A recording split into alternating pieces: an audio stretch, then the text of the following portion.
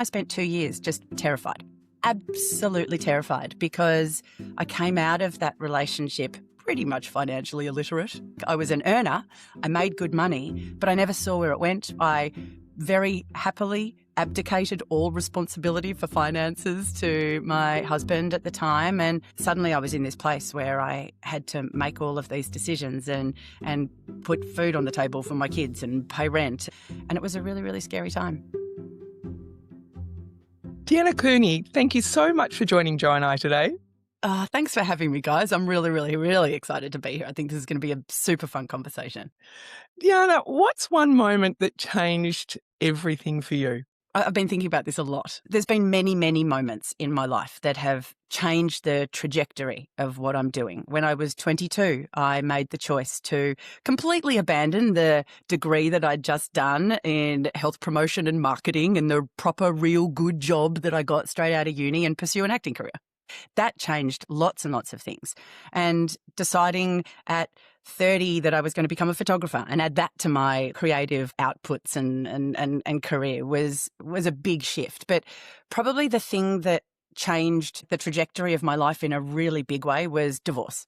Leaving my ex-husband and sort of setting out on my own. And I reckon I spent 2 years just terrified, absolutely terrified, because I came out of that relationship pretty much financially illiterate. I was an earner, I made good money, but I never saw where it went. I very happily abdicated all responsibility for finances to my husband at the time, and that was all well and good while he managed everything. But when we separated and I moved out, suddenly I was in this place where I had to make all of these decisions and put food on the table for my kids and pay rent, and I had the capacity to do it, but I didn't have a good understanding of what money meant and how it worked in the world and how the money that I earned translated to all of the things that are required to make a life happen and make a life work. And it was a really, really scary time. Deanna, when did that kick in, that knowledge that I don't have a clue about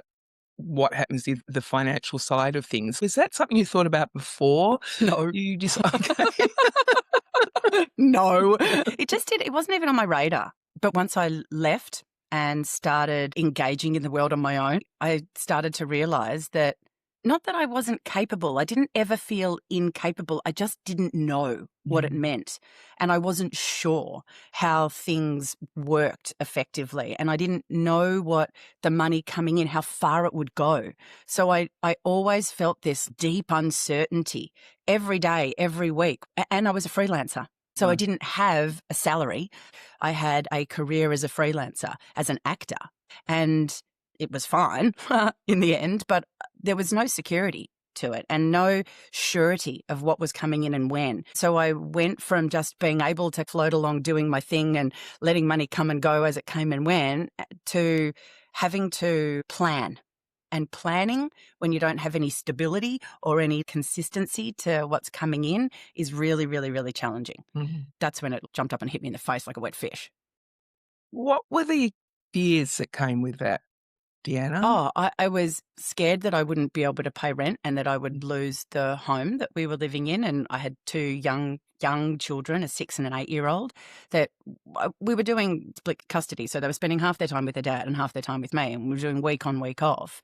But I was terrified all of the time that work would disappear and that I wouldn't be able to pay rent, or I wouldn't be able to pay for food, or that I wouldn't be able to fill my car up with petrol. I spent a lot of my life prior to getting married, and I spent a lot of my life on the bones of my ass, partly because I was a creative artist and that's what artists did as far as I understood. I have a very different perspective on what it means to be an artist and a creative now.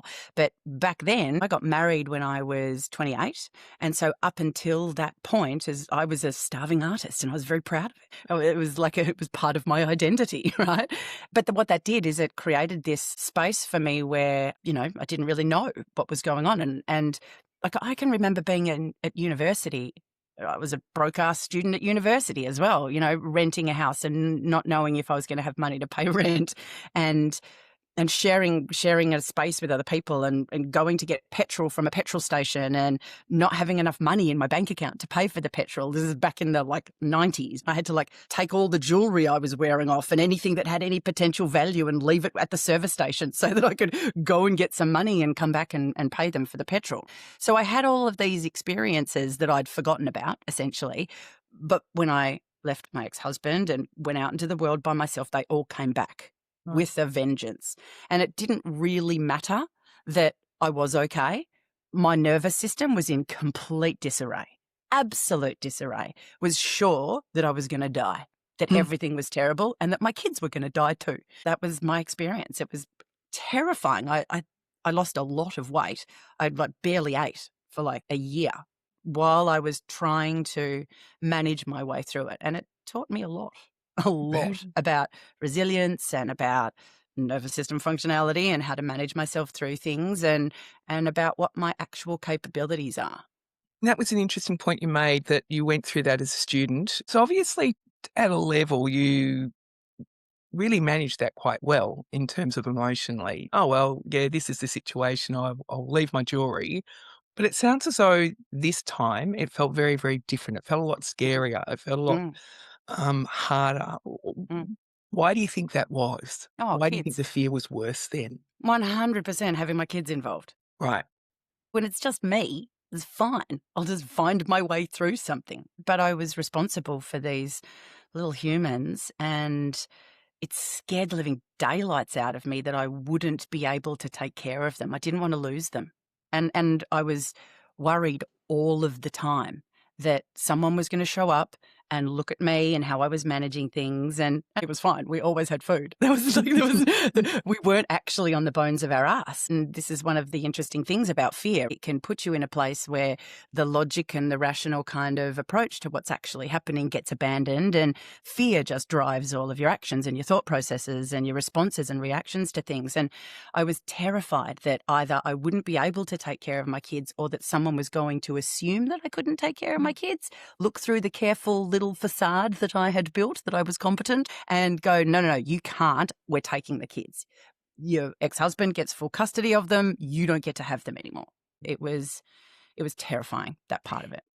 It was the fear of loss rather than the fear of not being able to pay that was a greater instigator and pusher for you.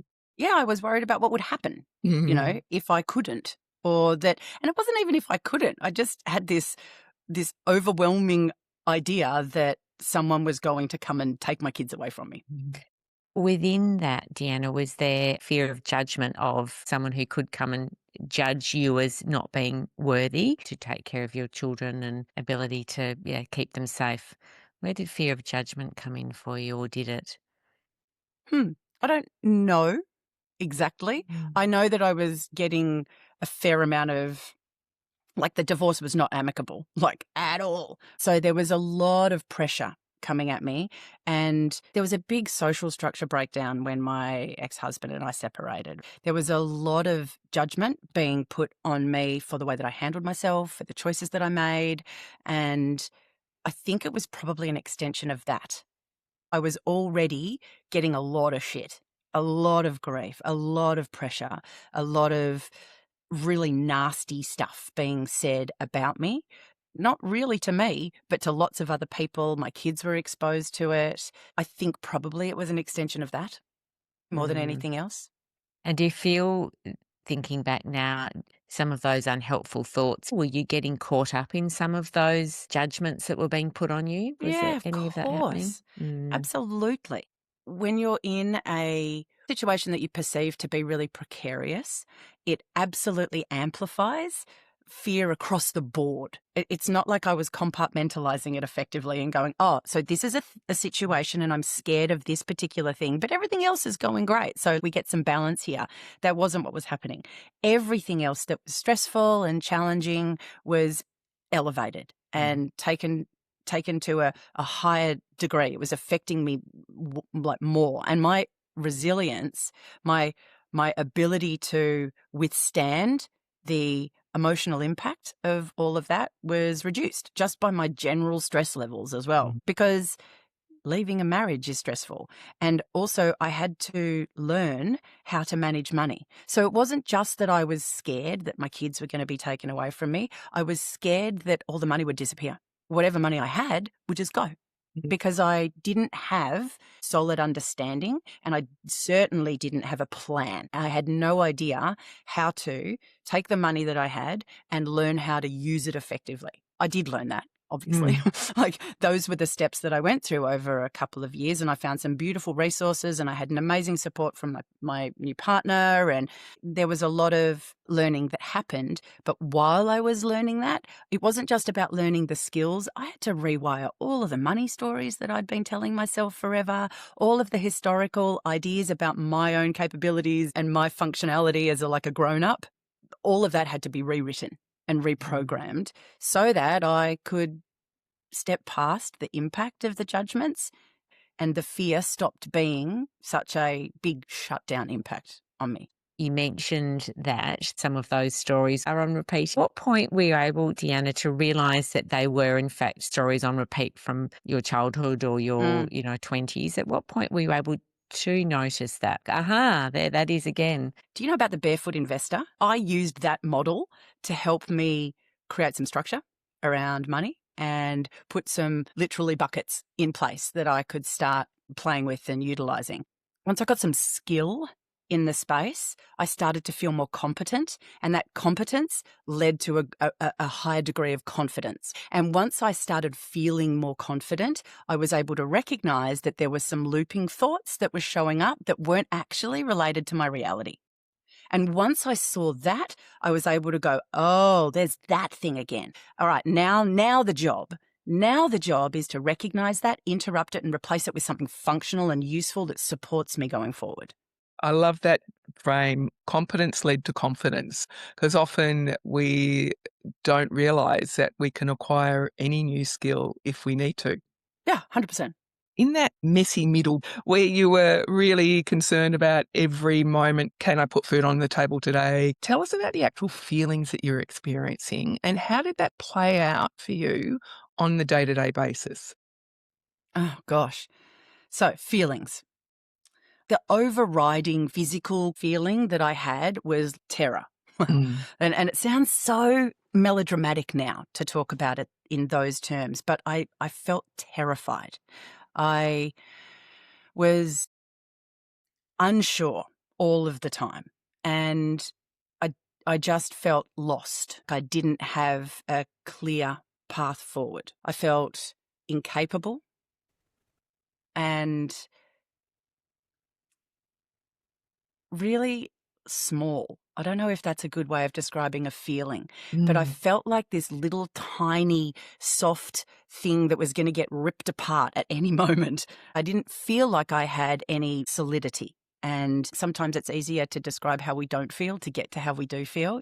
And I didn't feel I had strength. There was an internal pillar of strength inside me. That felt like it had crumbled and fallen apart. So I used a lot of external support as much as I could during that time while I was building my internal locus of control and my internal sense of ability and resilience and competence and capability and strength. As time went by, I felt happier. And that sounds like a sort of bit of a benign, cliched way to describe it, but I definitely got happier as time passed. And I think that happiness came from feeling more secure, feeling more capable, feeling more in control of the situations. I felt out of control a lot.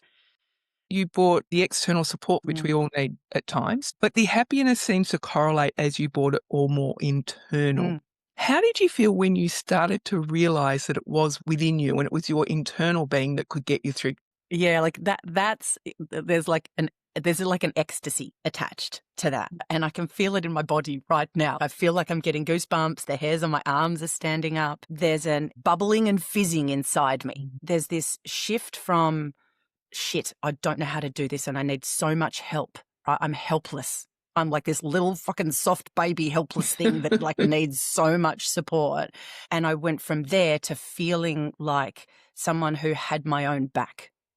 There was self-sovereignty. I had agency again. And having agency, being a sovereign human who can manage my own shit, being someone who has my own back, and knowing that actually it doesn't matter what the world throws at me. I have this inbuilt internal capability. I trust myself to not just have the skills, but to be able to develop the skills and to be able to find a path through something. Sometimes that means calling out for help and asking for support external to me, but mostly what it means is knowing that I have the capacity to find whatever support I need, learn whatever skills I need, and manage myself through that process. I felt brave, I felt courageous, I felt capable. Wow. Deanna, that sounds amazing. And I know that for many people, when they're that soft, small, helpless person, that seems like a big jump.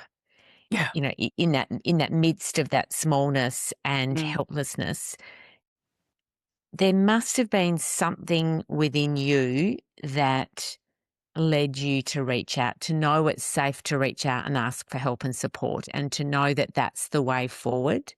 Tell us about that. What led you to know that that was the way forward, and know that was the way to get to the other side of the mountain? Yeah, it's interesting, right? It's probably a combination of I did not have another choice. I felt like I had no other choice. I literally was at the bottom of the barrel. I can't do this by myself. I need help. I tried to do it by myself. I am generally an independent human, and I, like, my whole life, I have always been like, I will sort this out.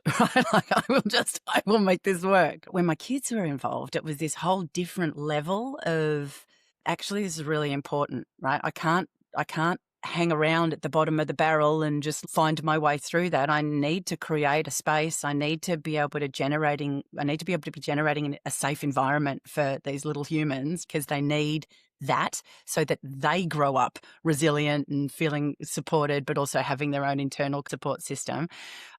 So I think the kids being involved pushed me to ask for help in ways that I probably wouldn't if it was just me.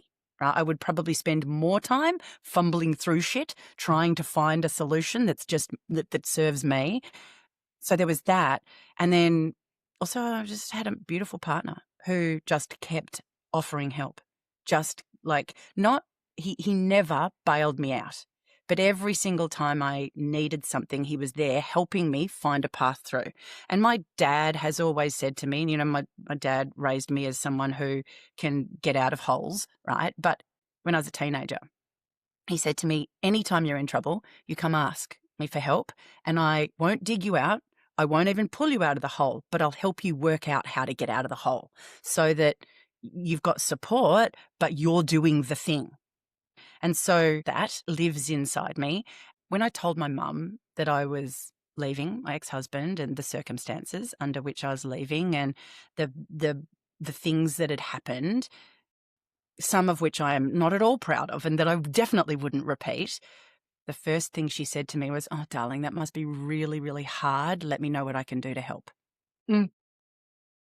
Wow. How And brilliant. so, right? So that piece of non-judgmental support was really, really, really helpful. I knew that I could go to her and say the worst things that were happening and the worst things that I'd done or that I was experiencing, and she wouldn't be critical. She would just say, what can I do to help? And so having all of these different types of support available to me and leaning into the Barefoot Investor process, just having that available to me, knowing that I could just pick up a book and read some stuff and apply it. And if it didn't work, I could go back and try it again, or that there was this really solid structure that I could step into. That was really helpful as well. But it definitely changed the way I feel about asking for help. So how do you feel about that now, Jade? Oh, I will ask for help. I will put my hand up and go, I need some help over here. I'm still not very good at handing over control of things. Run my own business. Just recently had my first employee come on board, and that's hard. Right? It took me a long time to get to a point where I was willing to say, hey, actually, this is the kind of support I need. I wanted to do it all myself. So that was really challenging, but I'm very clear about the value of support when it can be incredibly helpful. It can not just to get things done, but just to help you feel a bit safer in a space. Sometimes that's what support does. Maybe the thing or the person that you're leaning on for the support, all it's really doing is providing with a bit of structure so that you feel like you've got some boundaries around the space that you're operating in. And that often helps us feel safe enough to be able to make the scary decisions or to move in a direction that maybe we weren't prepared to move in without that level of support. In a world where you were being judged a lot, Deanna, you talked about the people around you making all sorts of judgment, and yet it sounds like your mum and dad didn't. They were there to support you.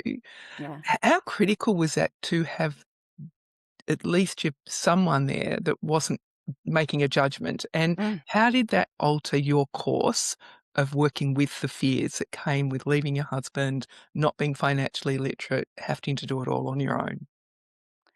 Well,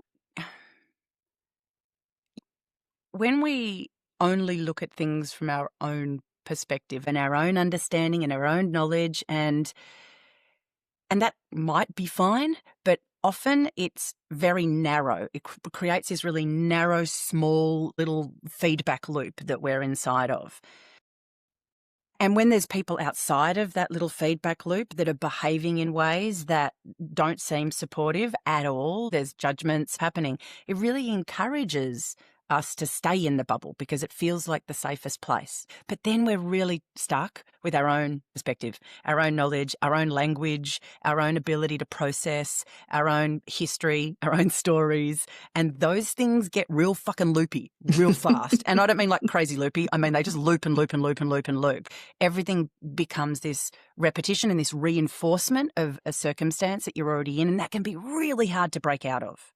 It's really hard to break those patterns of thinking, of nervous system response, of behavior, of speaking, of engaging. So knowing that I had some people around me that I could be completely honest with, that I could fall apart in front of, who would just love me and help me, meant that I didn't have to stay in whatever loop I found myself in. And it also meant that there were some safe perspectives that I was willing to engage with that helped me see things differently. Or even sometimes just someone loving you is enough for you to have the courage to step out of a loop of thinking or a loop of behavior. So I think there's two parts of it there. One of it is the love and support helped me broaden my own capacity, but also those people often pointed out stuff that I was blind to. Mhm. Whether that's a path forward or a thinking loop that I was stuck in, those people were able to interrupt those loops and show me a new way of thinking, seeing, behaving, responding. Mm. Sounds to me a little like that as you were shifting your belief systems around your own capacity and your own ability, the new belief system that you could try on. Well, does this fit or doesn't it? Yeah, my partner did that for me enormously. It's really interesting because my parents are responsible for most of my money stories. That's what our parents do for us, right? Yeah, exactly. They model stuff to us and we build our belief systems. I may be preaching to the converted here, but our nervous system is in flux until we're about 8 or 9. And at that age, shit gets locked in. So whatever we've been exposed to up until that point, that forms the foundation of our belief systems, our stories, how our nervous system responds to stuff, our thinking patterns. So the way my parents were around money and relationships, that informed a lot of the thinking and belief systems and patterns that I was seeing play out in my life. So they were lovely and they were very supportive. They didn't necessarily have wildly different perspectives on things. But my partner comes from an incredibly different place when it comes to money and finances. And so he really was the one that cracked stuff open for me enormously and really helped me see things differently, see myself differently. He really believed in me. You're 100% capable of this. These stories that you're telling yourself, we need to change. They're not true. They're not real. And they don't reflect who you are becoming. He saw a future version of me and basically corralled me into that new path, which was amazing. Really, really amazing to have that input That leads me to my next question, because you went from the external to the internal sovereignty. How did you know, when you had a great supportive partner that was corralling you into that, they were his belief systems, but they actually were something that were right for you, instead of just taking them on holus bolus because he offered them? How did you know that they were right for you? Look, I think it's just about trying things on, just like giving things a shot. It's like putting on a different hat, wearing a different jacket today. I think we get so caught up in the idea that beliefs are like these immovable things, and they're not. Like, we can change our beliefs whenever we want. It takes time, though. You have to rewire our nervous system. You have to rewire thinking if you want new beliefs. There's this theory around learning processes that talks about the fact that, you know, that whole it takes a month to build a new habit kind of stuff? Really, it takes about a month to build new neural pathways. Yes. It takes 6 months to get things into that unconscious competence stage, and it takes up to 2 years for it to become part of your personality. But when it's become part of your personality, that's belief level. Literally changed belief structures, and now you have a different identity. But it takes 2 years for that to happen. So trying on a new belief for a day or a week or even like a couple of months, that's not going to change fundamentally necessarily who you are. It felt okay to try new things on. And I've always been a try new things on person. I'm not afraid to do new things. I mean, I am. It's scary, but but I'm not held back by that ever. So for me, trying on new things was not an issue. And I'm an actor. I've been an actor for my whole life. I started pursuing it as a career when I was 22, but I started acting really, really young. I performed all the way through high school. I was that kid in primary school who was like, can I tell the class about my assignment? I don't want to just hand in a thing. Can I stand up and show everyone my pretty pictures? I have always done that. And so trying on different beliefs, trying on different personalities, trying on different ways of speaking and being and showing up in the world, that's part of who I am. Right? I have never worried about that kind of thing, because I've been trying on different personalities and different characters and different ways of showing up and wearing them for months at a time. I have the capacity to put things on and take them off. But how do you know, Deanna, this is my point, when each belief system was right for you to go, yep, I need to work on this to the point that it becomes part of my personality? Look, I think it has to do with deciding what kind of person I want to be in the future. Okay. So when I tried on these new beliefs, they weren't comfortable. Putting on a new pair of shoes that haven't been worn in yet, they weren't necessarily comfortable. But if they matched the version of me that I was trying to become, and I still use this now, like this is absolutely the way that I decide what belief system or what thinking pattern or what kind of nervous system response I want to start living into. I look at a future version of myself, I decide who I want to be, and then I start using the belief systems and the thinking, the patterns of that kind of person. And I reshape myself so that I get to be that. Because it's not so much, is this a belief that I want right now? It's more about, what does this belief enable me to do down the track? So take us to that moment as you were doing this. So that small, helpless person, what was that future version of yourself that you were moving towards? And how did you create, or talk us through how you created what you wanted to be and how those beliefs helped you become who you wanted to be? Yeah, cool. So at the very beginning, I just wanted to feel safe. Uh-huh. I wanted to feel safe. And I'm like, okay, cool. So what does safe mean? Safe means I understand what money's coming in. I understand where it's going. I understand how it's going to shape things in the future. You know, one of the things that I did when when we separated, I walked away from that marriage with $50,000 worth of debt. So it wasn't just that I needed to build my own financial literacy. I was also carrying $50,000 of debt that needed to be paid off. Some of it was personal debt. Some of it was a tax debt that I needed to cover. I probably should have mentioned that earlier, because that impacts the level of fear. It was quite significant. I didn't come out of there with like $50,000 and I had this big debt that I needed to pay off, and I needed to buy out my ex-husband from one of the investment properties that we had established in our 15 years of being together, right? So I I knew that I had these things that I needed to do. One of them was paying off the debt. And in order to become the person who doesn't have debt hanging over them that way, like bad debt, right? I was happy to have a mortgage, but I didn't want that personal debt. I didn't want the tax debt. I didn't want HECS debt. I didn't want any of that. So to become that person, I had to become someone who could look at money, could look at bank accounts. And I literally was like, I don't even look at that stuff. And when I did look at it, I like glitched out. My insides went all tight. I was having the kinds of physical responses that did not match someone who was capable of managing money, who could look at their bank accounts, who could have conversations about money, who didn't freak out every time those situations arose, the conversations arose. So a really big part of it was about deciding, what does it look like? How does it feel?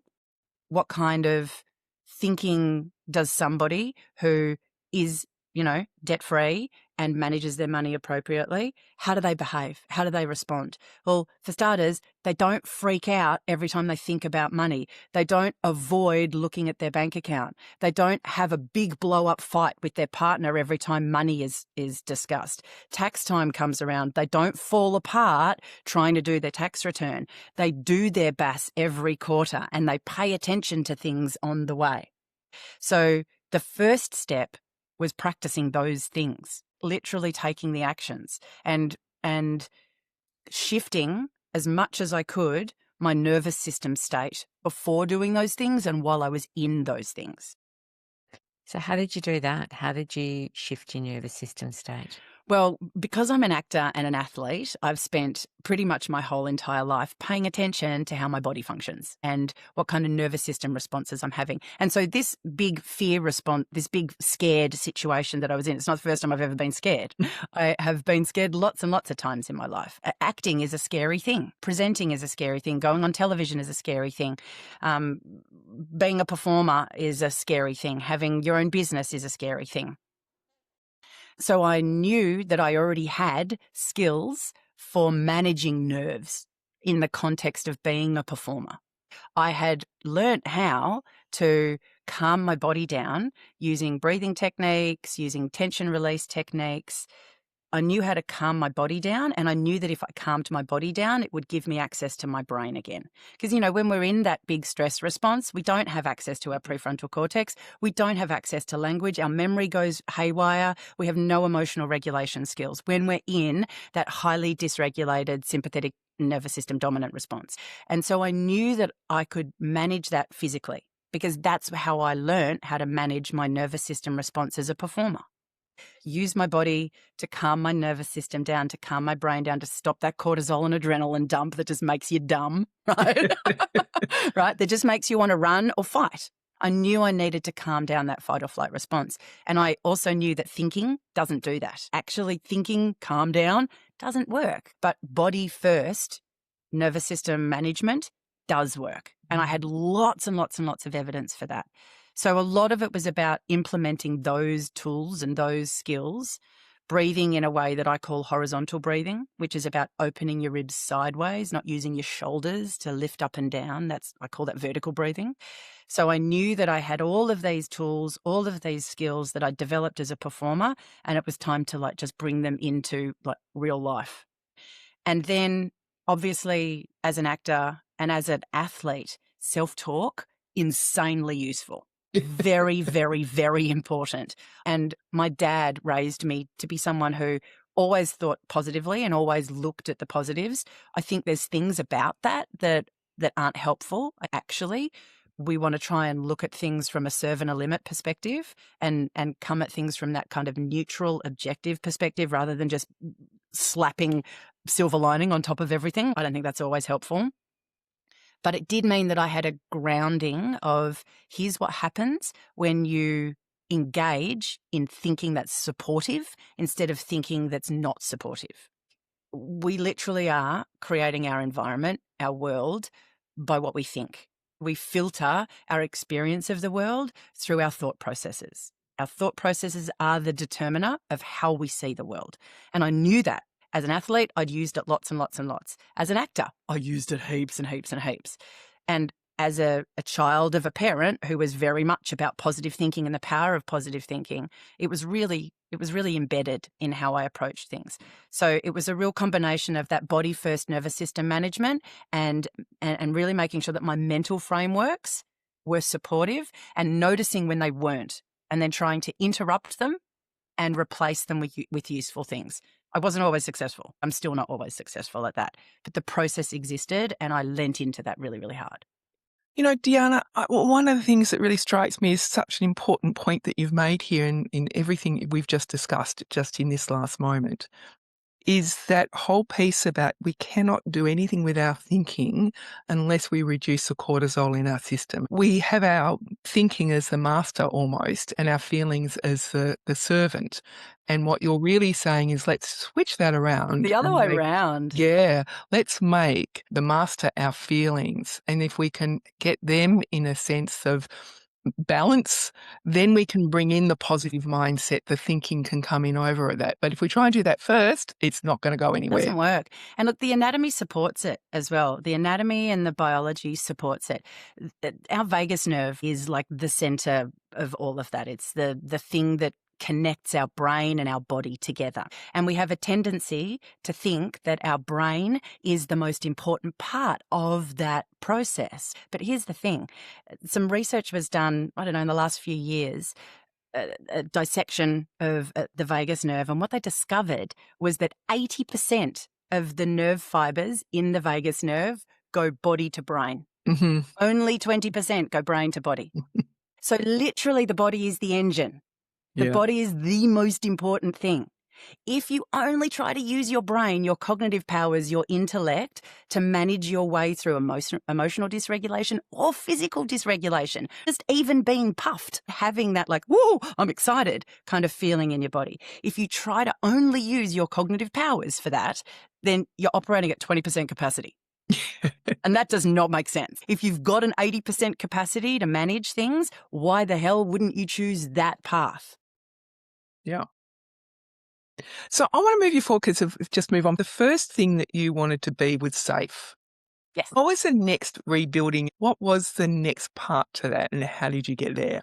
Yeah, look, like safety, you have to have safety. If you don't feel safe, everything's fucked anyway. And you can't ascend to any other state of being without safety. It absolutely has to be generated first and foremost. And I'm a very, very firm believer in like external safety is lovely and we need it. We're pack animals. We need that external sense of safety. But if we don't have internal safety, all the external safety in the world doesn't matter either. So you have to develop that internal safety. And then you get to start stepping into being someone who pursues things beyond safety. So then I got to start being a better and higher version of myself. I got to start recalibrating my nervous system to bigger spaces, scarier spaces. And that was a financial consideration, but it was also a consideration in lots of other ways as well. Once I established that sense of internal safety, I got to start doing things like riding a motorbike, which I'd wanted to do forever. I got my scuba diving license. That was a 2-year journey. I got to become a rock climber. We do 100-meter multi-pitches where we're hanging off the wall, 60 meters in the air. There's lots and lots of things that I get to do now because I know that I am safe. I have my own back. So once that foundation of safety is developed, I got to step into bigger things, scarier things that I managed myself through. And that just keeps happening too. Every time I establish safety at a level of engagement with the world, whether it's a business or it's financial stuff, whatever it is, every time I establish myself at that new level and I feel safe at that new level, I get to go up again. And then I establish safety at that level and then I get to go up again. And there's just kind of a never-ending ladder in front of me. I just keep going up levels as long as I keep establishing personal internal safety at that level. And that's that whole be, do, have process.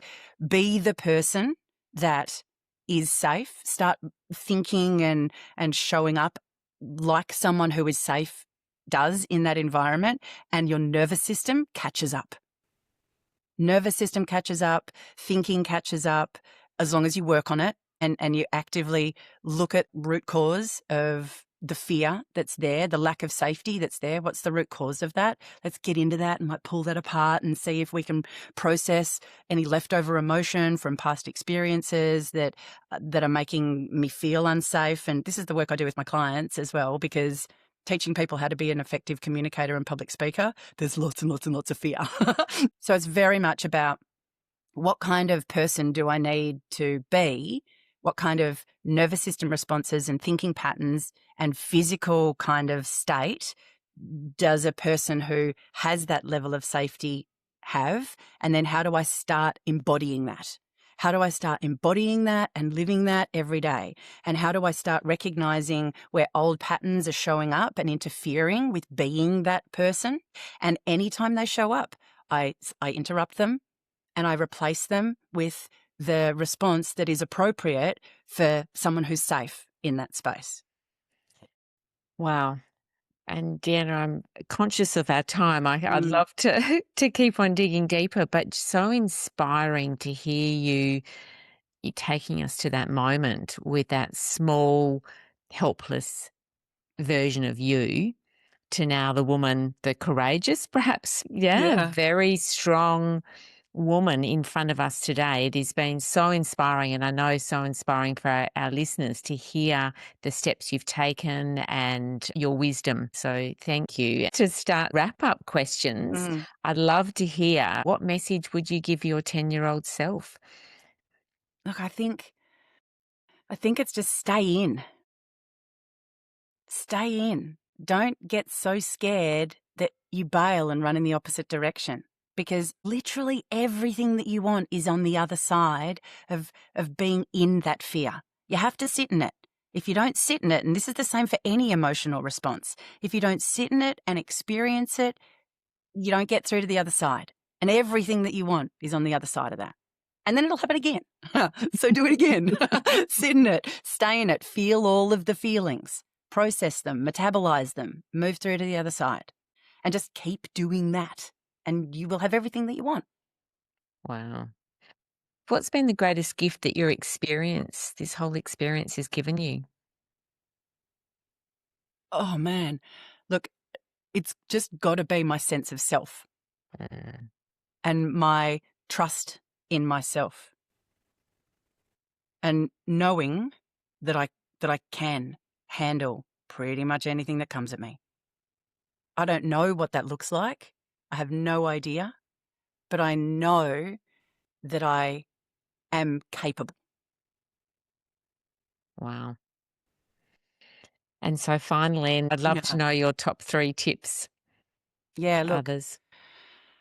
body first, always and forever. Always and forever. Anytime you find yourself trying to like intellectualize your way through a thing and it's not working, sometimes it does, right? Sometimes our intellect is what gets us through things. But if you're trying to intellectualize your way through a thing and it's not working for you, go to your body. Your body knows things, runs things, has wisdom that if you're not accessing it, you're missing out. So body first, always. So that's one. What are the other 2 tips? I reckon ask for help. Ask for help. Don't get caught up in ego. Ask for help. And if the person that you're asking for doesn't give you help, go ask someone else. Find the people that will give you help and support you. And if you're scared, just fucking do it anyway. Do shit scared. It's exhilarating. You feel this insane sense of capability and satisfaction. It's so satisfying to be scared and do the thing anyway, because feeling brave and feeling courageous, I think it's got to be one of the highest forms of how we can function in the world. But you don't get to feel brave until you do shit scared. Wow. Deanna, thank you so much for your time. It has just been so inspiring, and your story taking us from one moment in your life that changed you. Thank you so much for your time, Deanna. It's been an absolute pleasure having you on our show today. It's been really, really lovely talking about this, actually. I feel very proud of myself right now. Thanks so much. Thank you. Okay, that's our episode for today of What's Fear Got to Do with It. Thanks so much for your company. We hope you found it insightful and it left you with some helpful tips from our guests and some great points for you to reflect on. Don't forget to subscribe to us on Substack or follow us on your favourite platform and leave a review. We'd love to know your thoughts. Maybe you'd like to be a guest or you know someone who you would like to hear their story. Reach out to us on Insta at whatsfear_podcast or email us at info@whatsfear.com. All the guests and show notes are below to find out all of their tips. And until next time, from Jo and I, take care, stay curious and keep the conversation going.